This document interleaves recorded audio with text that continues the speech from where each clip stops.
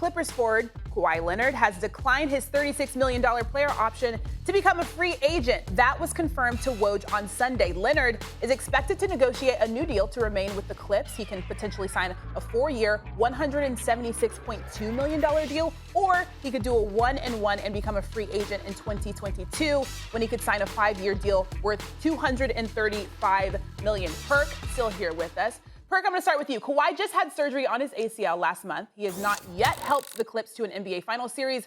Should the Clippers even want to sign Kawhi long-term? Yes, this shouldn't even be a question. They absolutely should. Just think about it.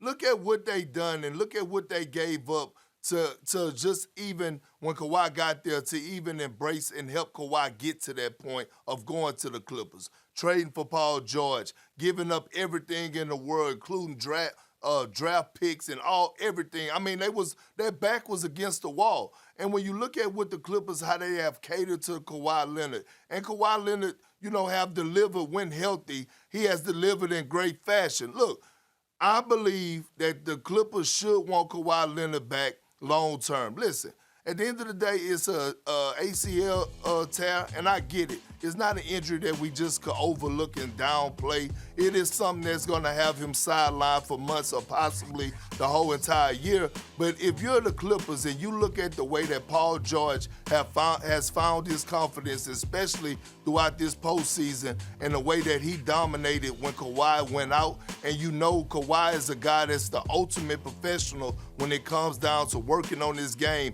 and when he get between those lines, he's going to deliver. When he comes back, he still is going to have 3 or 4 years left of great basketball. So if I'm the Clippers, I would commit to him long term because him and PG is a duo to be a force to be reckoned with for as a dynamic duo in this league. Yeah, I mean, they already made this decision when they traded for Paul George. Like, you were in on this. You sent your draft picks away. You sent any young, potential talent that you could build around away. This decision has been made for them a while ago. So, yes, they should want to stick with Kawhi long-term. In this offseason, this playoffs, the postseason that we just passed, we saw Paul George kind of rekindle some of this playoff P stuff that he might have had back when he was with the Pacers that we hadn't seen in a while. So we saw that. We also saw Kawhi be fantastic in that Dallas series. When he was healthy, he would just take over games. So yes, you want to bring him back because that's what you're hoping for. But I don't know that it's as obvious as we all seem to think it is, because Kawhi and the Clippers are in an interesting situation where Kawhi is not always that communicative with that team, and it doesn't work out necessarily. You remember when we were in the playoffs and we were like, is he going to play? Is he not going to play? The Clippers didn't even know what they were going to do with him. But the problem with this is, if you want to win a championship, you're going to have to win a championship in LA in order to get any sort of stake in that city as far as being a competitive team. If you want to win a championship, it's going to be very hard to do with Kawhi. Honestly, the way this team is currently constructed and the way that they are aging, coming off of injuries, it's going to be hard. That window feels like it's closing. But the reason why you stick with Kawhi, because if you want to do it without him, it gets so much harder because there are no Kawhis out there for you to grab. No one is just floating around. These players are impossible to find and get. You are in LA, a place that players might want to come, that you could use that to recruit, but you have to find these players, and you're not going to find them in the draft time and time again. That doesn't seem to pan out. You can get guys at the top of the draft, maybe. It's so rare that you find these guys in the draft. Maybe you can trade for a guy, but I don't see that opportunity there. So it's kind of like you already made this decision. When you traded everybody to get Paul George there, you decided that this was your window. The next, or from there, it was 3 to 5 years. That was your window. You're still in it. You're all in on it. It's too late to back out now, even though Kawhi seems like, while he's an easy player to play with on the floor, it seems like he's a tough player to have in your organization. I think you could, I think that's a polite way to say that what happened last year was uncomfortable for a lot of people in LA. Well, Domonique, here's the point that I have to disagree with you on.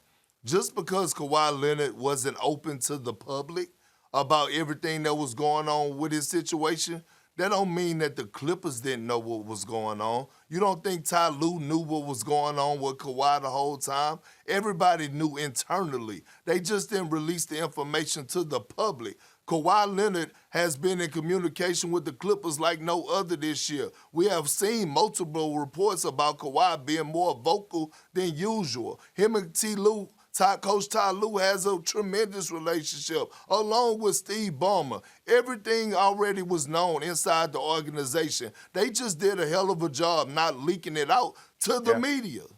Well, maybe that's it. Because these sorts of stories get out. We didn't know whether he was going to play or not in the playoffs. Like, if it was a torn ACL, it's a torn ACL. You're out. So you go back to San Antonio. Maybe that was an aberration where he was kind of secretive about what was going on there. This felt to me a bit like a repeat of that. And if it happened before, then it happened again. We got a trend. And so you're telling me that it's entirely different, that everyone who needed to know what was going on in that organization needed to know because it wasn't getting out, which is a good thing if they can keep it quiet. But it felt to me like nobody really knew. Well, this is the thing that you have to realize, Domonique, right? When you're in the heat of the battle in the playoff series, you want to keep the opponent guessing.